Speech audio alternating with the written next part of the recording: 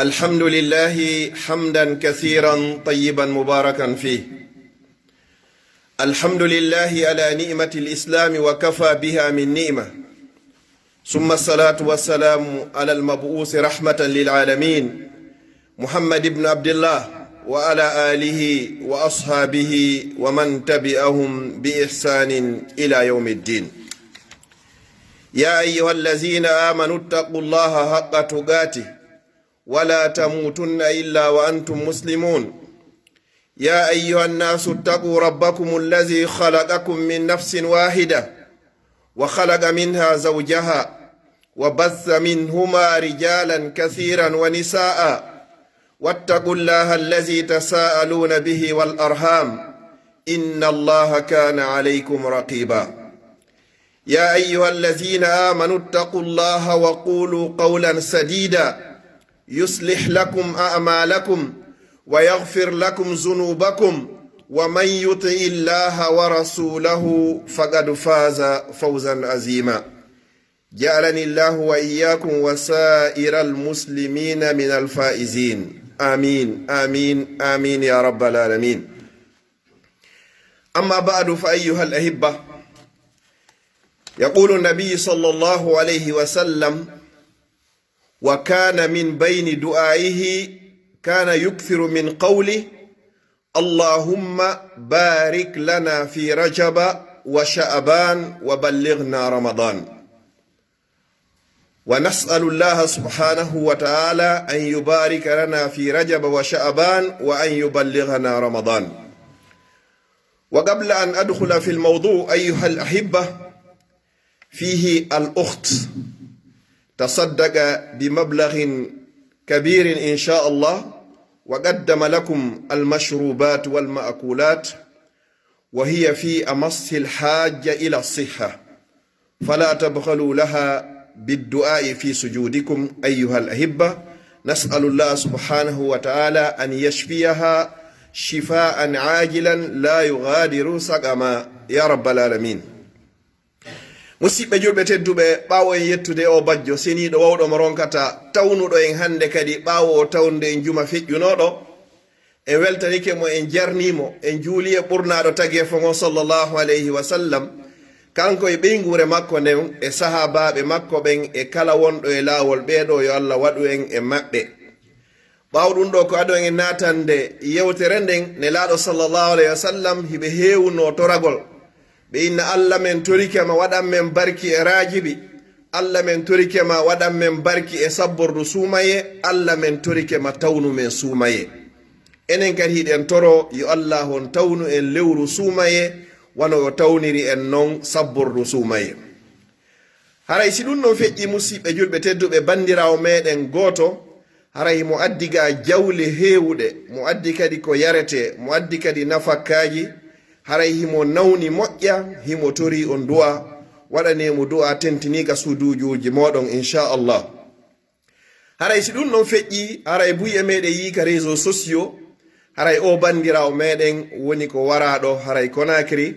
tawata Allah subhanahu wa ta'ala on hoddiri kankay ko ɗon woni ko o fatorta, tawi sonnajo on ko o sowiɗo, kanko wo bobo on ɓe lutti ɗon. en toro Allah yo Allah wattidumo e ɓen yanɓe shahidi ya rabbal alamin. enen kadi yo Allah hon okku en battane moƴƴo. neɗɗo fuu neɗɗo fodde e ma yaari, toro Allah yo Allah okkore battane moƴƴo, on tigi anda ko honno woni ko sakkitorta. si ɗum ɗon feƴƴi, bandirawo meɗen goto kadi wontirɗo France, himo nawni nde nawnare wiyetede cancer. haray noon labtane on ko wiyete kon ɓennon on ɓe taƴike, ɓe inni ɓe wawata gaynugol hande kadi, wondema haray ɓe kondanimo, haray bi ma'ana joni ko fatotoɗo. hara Allah subhanahu wa ta'ala non kanko himo mari lekki, ɗen toro Allah yo Allah hon dikkin on non kadi bandirawo tinniɗo wakkiliɗo moƴƴa, yo Allah jonitumo cellal makko ngal.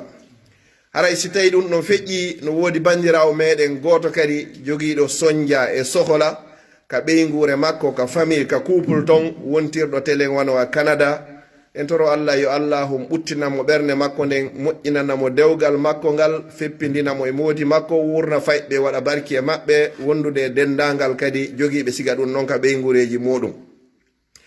haray si tawi ɗum ɗon feƴƴi musidɓe julɓe tedduɓe eɗen andi alhaaliji ko fewndi kon kadi haray ka meɗen inchallah yo allah on artiran en laamu fewngu nunɗugu hulowo allah waɗa en kadi enen kadi laamateri fewndi nunɗudi hulore allah ya rabbal alamin. haray si tawi ɗum ɗon feƴƴi aɗo e natande yewtere nden haray kutiraɓe meɗen goto hino wiye ɗo Sadio hiɓe nawni moƴƴe hiɓe kalabtane sonja on no woodi moƴƴa noon ɗen toro allah yo allah dikkinkoto Sadio dikkinaɓe wondude e dendagal nawnuɓe julɓe ɓen fof ɗen toro subhanahu wa taala kala jogiiɓe nawnaji yo allah on sellimɓe kala jogiiɓe andeji ka ɓey gureji yo allah on ittanɓe en toro subhanahu wa taala on kadi mo be ko mapori tawata no moƴƴanimo ka gurdan e ka mayde yo allah on huntanmo haajuji makko ɗin. nasalullah subhanahu wa taala huwa allazi yaqdi hawaiji an yaqdiya hawaijina wa hawaiji jamii almuslimin innahu waliyu zalika walqadiru alayh. ayuha alahibba فنحن في الخامس عشر من شهر شعبان فشهر شعبان شهر ترفع فيه الأعمال إلى الله عز وجل. وقد سئل النبي صلى الله عليه وسلم عن صيامه لشهر شعبان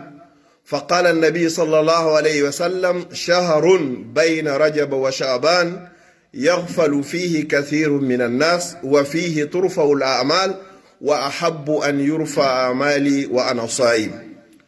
والنبي صلى الله عليه وسلم كان يكثر من صيام شهر شعبان فنحن اليوم في الخامس عشر من شهر شعبان.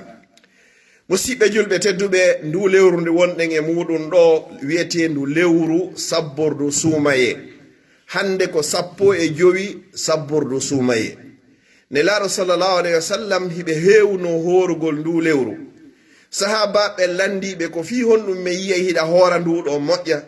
nelaɗo sallallahu alayhi wa sallam ɓe maaki wo ko lewru wondu hakkunde rajibi e suumaye. wo jama on heewi kon hino welsindo e mayru. wo koye ndu lewru ɗo noon golleji ɗin no ɓante yaha ka allah subhanahu wa taala hiɓe yiɗi golle maɓɓe nden nde no yaha ka allah hara hiɓe hoori. wa kazalika ayyan ayyuha al ahibba turfa'u أعمال العباد 4 مرات سنويا. هناك الأعمال ترفع يوميا والبعض ترفع أسبوعيا والبعض سنويا والآخر نهائيا. فكيف ذلك؟ يقول النبي صلى الله عليه وسلم فيكم ملائكة يتعاقبون فيكم بالليل والنهار. فأعمال العبد ما عمله من صلاة الفجر إلى العصر ترفع إلى الله ومن العصر إلى الفجر ترفع إلى الله. هذه الأعمال اليومية. يتعاقبون فيكم ملائكة بالليل وملائكة بالنهار. هذا يوميا. فهناك أيضا أحيانا ترفع الأعمال مرة أو مرتين أسبوعيا وذلك كل يوم الاثنين والخميس. يقول فيه النبي صلى الله عليه وسلم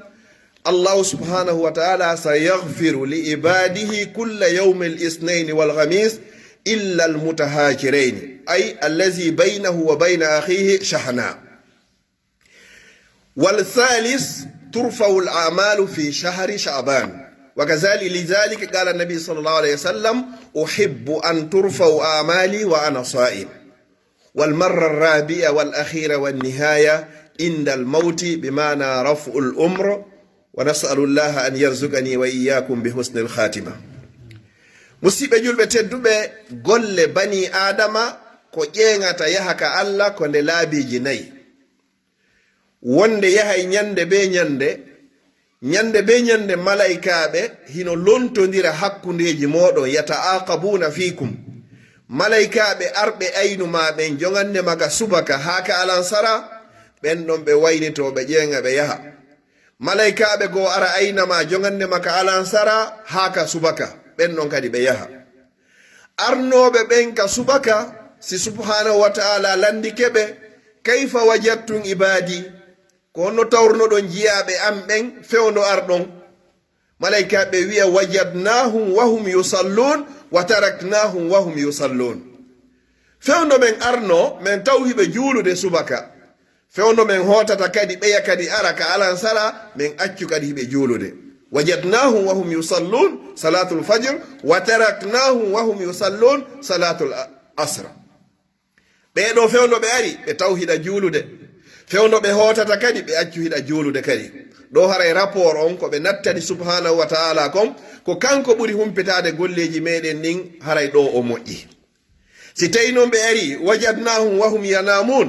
min ari min tawi hiɓe ɗani subaka juulaka e ler wa taraknahum wahum yastaghilun min acciɓe kadi hiɓe gollude alansara kadi juulaka wo haray ɗo rapport on moƴƴari yo Allah dandu en ɗum ɗo. bani adama mo hani wattande hakkil moƴƴa e anga e gay e welsinagol e juulugol subaka e ler juulugol subaka e ler hara kadi kaka jamiu si tawi feere hino wooti. ɗiɗa ɓunɗum yontere be yontere kadi golleji meɗen ɗin ɗi ƴeŋa e ɗi yaka subhanahu wa ta'ala kala tenen e alkamisa ko golluɗa kon Allah yaafoto jiyaɓe makko ɓen fof kala tenerre e alkamisa si wona yimɓe ɗiɗo taƴodirɓe illal mutahajirani aw mutahajirain ayi baynahu wa bayna akhihi shahna hara konnago hino hakkunde ma an e musidɗo ma hiɗon taƴodiri hara hay on hiwrodirta Allah innay terte ɓeɗo ɗiɗo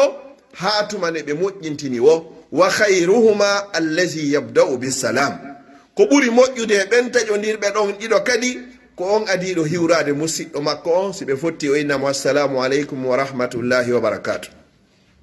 ɗo ko yontere on ni tammunɗum golleji meɗin ƴeŋata yaaka subhanahu wa ta'ala haray ko e ndu lewru ndu wonɗen ɗo ndu lewru wiyetendu sha'ban nelaɗo sallallahu alayhi wa sallam ɓe maaki ndu lewru ɗo ko wondu hakkunde rajiɓe e sabbordu sumaye wondu hakkunde rajiɓe e sumaye golleji jiyaɓɓen ko ɗo ƴeŋata yaaka subhanahu wa ta'ala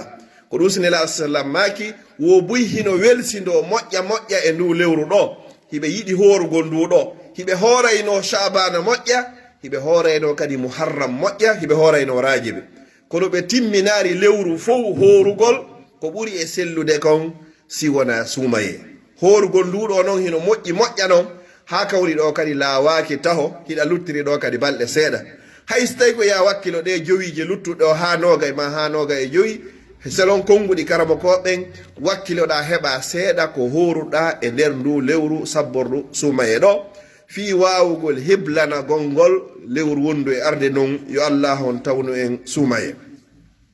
wa akhiran ayuha al ahibba turfau a'malika jami'an hasanuha wa qabihuha sayyi'uha ila Allah subhanahu wa ta'ala ba'da mautik li'annahu la budda min al maut wa ba'da dhalika al a'malu jami'an turfa wa lam yabqa laka illa ma yusamma bis sadaqati al jariyah كما قال النبي صلى الله عليه وسلم إذا مات الإنسان انقطع عمله إلا من ثلاث صدقة جارية أو ولد صالح يدعو له أو علم ينتفع به أو كما قال عليه السلام. haray ɓantugol ɓantande nayaɓere nden ka golleji meɗen ɗin ɓanteteɗon naɓe ka subhanahu wa ta'ala haray ko si tawi bani adama on o laatike fure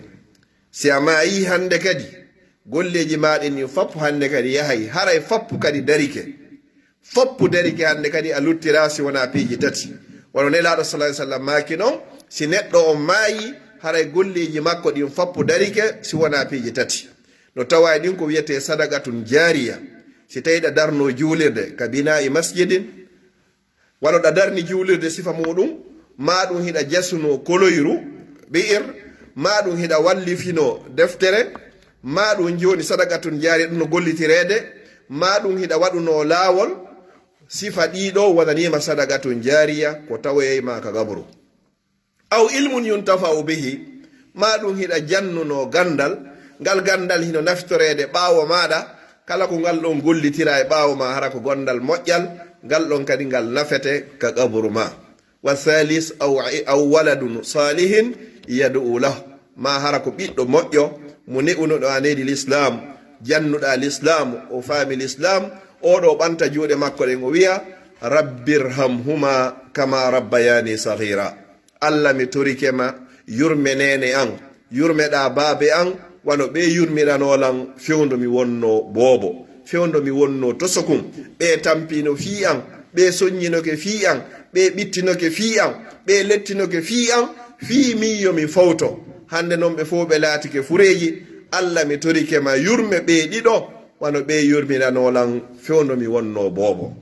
ɗiɗo piiji tati ɗi tawoyey bani adama on ka qabru makko hayyan aw mayyita foti himo wuuri foti himo maayi haray ɗen hani wattande hakkil moƴƴa ɓe tawayɓe ɓe mawɓe muɗum fof fatike wata wonu leere gooto a innari rabbirhamhuma kama rabbayani sahira allazina tawaffaw aba'ahum fala yamurru alaykum sa'atan kamila illa wa qad qulta rabbirhamhuma kama rabbayani saghira li'annahuma sababu wujudika fi hadhihi ad-dunya al-faniya allati la tusawi 'inda Allahi janaha ba'uda likay yad'u laka aidan awladuka ba'da mautika insha Allah. Wata feƴƴu leere gooto hara innari Allah mi torikema yurme nene an yurme ɗa baben an wano ɓe yurmireno wala fewno mi wonno boobo fi honɗum an kati ñande hewtanma ɗon haray ɓiɓɓe maɓen kadi ɓantoye juuɗe inna Allah mi torikema min kadi yurme en nene e baabe yaqul kama tu dinu tu danu kono yoɓi kono ñawlorɗa o ko noon kadi yoɓitirteɗa sa hebbini du'anagol mawɓe maɓen ɓiɓɓe maɓen hebbinoye kay du'anagol ma sa hebbini dankagol mawɓe maɓen ɓiɓɓe maɓen ɓe dankoytoma sa teddini mawɓe maɓen ɓiɓɓe maɓen ɓe teddinoyte si a okkori mawɓe maɓen ɓiɓɓe maɓen ɓe okkoroyte sa ñammini mawɓe maɓen ɓiɓɓe maɓen ñamminoyte sa holtini mawɓe maɓen ɓiɓɓe maɓen kadi ɓe holtinoyte si a fowtini mawɓe maɓen ɓiɓɓe maɓen fowtinoyte si tawi a sonjari ɓe an kadi ɓiɓɓe maɓen ɓe soñjoytama inchallahu bi iznillah en toriki Allah subhanahu wa ta'ala yo Allah hawrine ko yiɗi o yarli aqulu qawli hadha wa astaghfirullah li wa lakum fastaghfiruh innahu huwal ghafurur rahim.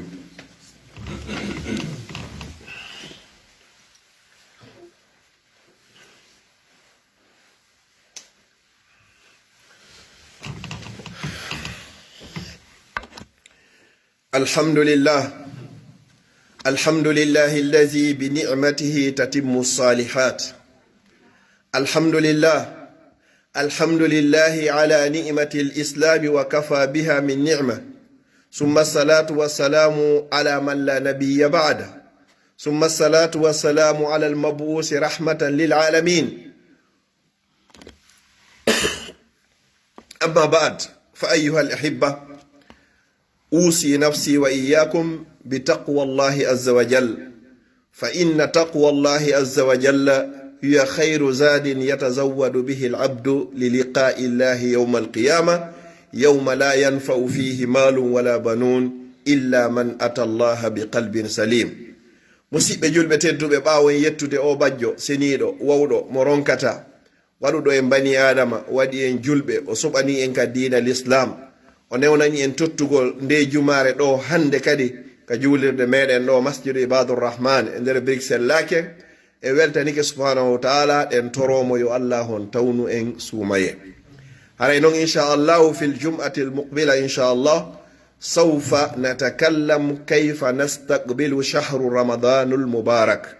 in qaddara allahu lana alliqa walbaqa. haray inchallahu juma arowo ɗo haray hawnaki no gasa ko juma sakkitoro hawnaki e lewru sabbordu suumaye hara en jaɓɓike lewru suumaye si Allah tawni en yo Allah hon tawnu en yewtay kayfa nastaqbil ko honno waweten jaɓɓorade o koɗo tedduɗo dayfunal karim fa huwa shahru ramadan. fa shahru ramadan shahru tijaratun ma allahi subhanahu wa ta'ala. lewru suumaye ko lewru commerce ko lewru solde wondude hakkunde ma an e Allah subhanahu wa ta'ala ka tawata dolle ma bakkadu fappu montete baraji maɗin fu ɓantete si tawi ɗum ɗo hino arde e ma hino sutima hara yiɗa hani heblade. kana salaf ridwanullahi alayhim yas'aluna Allah subhanahu wa ta'ala khilala 6 ashhurin an yuballighahum Allahu ramadan wa ba'da ramadan كانوا يسألون الله سبحانه وتعالى أيضا كذلك أن يتقبل منهم الأعمال التي قاموا بها في شهر رمضان. كرمكو بمؤيب اسفئ ببن kamɓe hari si luttino lebbi jeego hara ɓe torade tun allah ñande be ñande yo allah on tawnu ɓe suumaye si allah on tawni ɓe suumaye kadi ɓe hoori ha suumaye on lanni e nder lebbi jeego kadi haray ɓe torade allah yo allah on jaɓanɓe ko ɓe golli kon e nder lewru suumaye enen kadi ɗo inchallahu en luttiraɗo ɓuuri jonte ɗiɗi en toriki allah subhanahu wa taala nasalullah subhanahu wa taala bi asma'ihi lhusna wa sifatihi l'ula an yuballighana ramadan allahumma ballighna ramadan allahumma ballighna ramadan wa yassir lana siyamahu wa qiyama wa imar layalihi innaka ala kulli shay'in qadir yo allah on tawnu en suumaye yo allah on tawni en suumaye so tawnare en kadi o yaafo en so ƴettita allahumma la tufarrig hadha aljamb illa bi zambin maghfur wa sa'yin mashkur wa amalin mutaqabbalin mabrur allahumma ij'al jammana hadha jamban marhuma wa tafarruqana min ba'di tafarruqan ma'suma allahumma la taj'al fina wala ma'na wala min baynina shaqiyyan wala matrudan wala mahruman birahmatika ya arhamar rahimin اللهم إنا نسألك إيمانا كاملا ويقينا صادقا ورزقا واسعا وقلبا خاشعا ولسانا ذاكرا وحلالا طيبا وتوبة نصوحا وتوبة قبل الموت وراحة عند الموت ومغفرة ورحمة بعد الموت والعفو عند الحساب والفوز بالجنة والنجاة من النار اللهم أحسن عاقبتنا في الأمور كلها وأجرنا من خزي الدنيا وعذاب الآخرة برحمتك يا عزيز يا غفار اللهم فرج هم المهمومين من المسلمين ونفذ كرب المكروبين واقض الدين عن المدينين واشف مرضانا ومرضى المسلمين اللهم اشف مرضانا ومرضى المسلمين اللهم ارحم موتانا وجميع موتى المسلمين برحمتك يا أرحم الراحمين كلا مرب سونجاجي يا الله يتم بسونجاجي كلا نونو بما نونرابي يا الله سلم marɓe men foppu yo allah on ɓeydamɓe ɓe jogaki ɓen kadi foppu yo allah on okkorɓe wonɓe hoore laaɓe yo allah on lumbinɓe yo allah moƴƴinan en leydi meɗen ndi moƴƴina dendagal leyɗe julɓe ɓen fof marɓe andeji ɓen foppu yo allah on ittanɓe yo allah wurno en koyen julɓe yo allah ƴettito en hara koyen gomɗinɓe yo allah wurno en ha ka gurdam moƴƴani en yo allah ƴettito en ñande tawata ko laakara woni ko moƴƴani yo allah hokku en jannatul firdawsil ala yo allah hokku en jannatul firdawsil ala yo allah yaafo mawɓe meɗen e dendagal mo mawɗo mum faati toriki allah subahana taala wonɓe newendi yo allah duuminɓe wonɓe satteneji yo allah waɗɓe ko jannatul firdawsil ala rabbana atina fi dunia hasana wa fi l'akhirati hasana wa qina azaba annar wa sallallahu ala nabiyina muhammad wa ala alihi wa sahbihi wa sallama tasliman kathira wa akhiru da'wana anil hamdulillahi rabbil alamin wa aqimis salah.